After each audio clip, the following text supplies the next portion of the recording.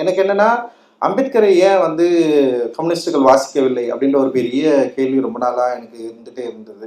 ஒருவேளை வந்து இங்க இருந்த இவர்கள் வந்து ஆரம்ப காலகட்டத்திலேயே அம்பேத்கரை சரியா வாசிச்சிருந்தா, இந்த மண்ணுக்கான சரியான அரசியல் புரிதலுடைய ஒரு பார்வையை அவர்கள் வந்து ரொம்ப ஆரம்பத்திலேயே வந்து ஏற்படுத்தியிருக்கலாம் அப்படின்ற மாதிரி ஒரு நம்பிக்கை எனக்கு. ஏன்னா இப்பவும் உலக அளவில் கம்யூனிஸ்ட் சித்தாந்தம் தான் வந்து ரொம்ப முக்கியமானதா இருந்துட்டு இருக்கு அப்படின்னு நான் நம்புறேன். நான் அந்த நம்பிக்கையில இந்தியாவில் வந்து கம்யூனிஸ்ட் தோழர்கள் ஒருவேளை அம்பேத்கரை ஆரம்ப கட்டத்திலேயே வாசிச்சிருந்தா இன்னும் நம்ம நினைக்கிற ஒரு டிசம்பர் புரட்சியோ நவம்பர் புரட்சி வந்து நிகழ்ந்திருக்கலாம் அப்படின்னு நான் நினைக்கிறேன்.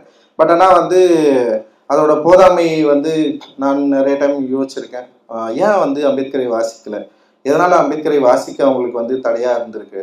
ஒருவேளை வந்து அவருடைய அரசியல் எண்ணங்கள் ஆரம்ப காலகட்டத்தில் வந்து அவர்களுக்குள் நிகழ்ந்த வந்து கருத்து வேறுபாடுகளா, முரண்களா அப்படின்னு நான் நிறைய யோசிச்சுட்டே இருந்திருக்கேன். பட் ஆனால் வந்து அப்போ வந்து யோசிக்கிறப்ப எனக்கு சில 2 விஷயங்கள் தோன்றும். நான் தலித் அப்படின்ற மாதிரி வந்து நம்ம அங்கேயே வகைப்படுத்த முடியும்.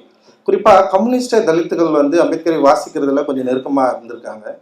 பட் ஆனால் நான் தலித் கம்யூனிஸ்டுகள் வந்து அம்பேத்கரை வாசிக்கிறதுல அவங்களுக்கு ஒரு தயக்கம் இருக்கிறதா வந்து நம்மளால புரிஞ்சிக்க முடியும். ஆனால் ஒரு சிலர் வந்து அதை வாசிச்சிருக்கிறத நான் வந்து பார்த்துருக்கேன்.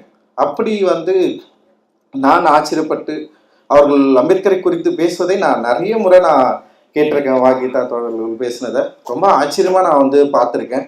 அண்ட் அந்த அடிப்படையில் நான் வந்து அவர்கள் மார்க்சியவாதியா தன்னை அறிவிச்சுக்கிட்டாங்களா தெரியல. பட் ஆனால் நான் ஒரு அம்பேத்கர்வாதியா அவங்கள வந்து நான் பார்க்குறேன்.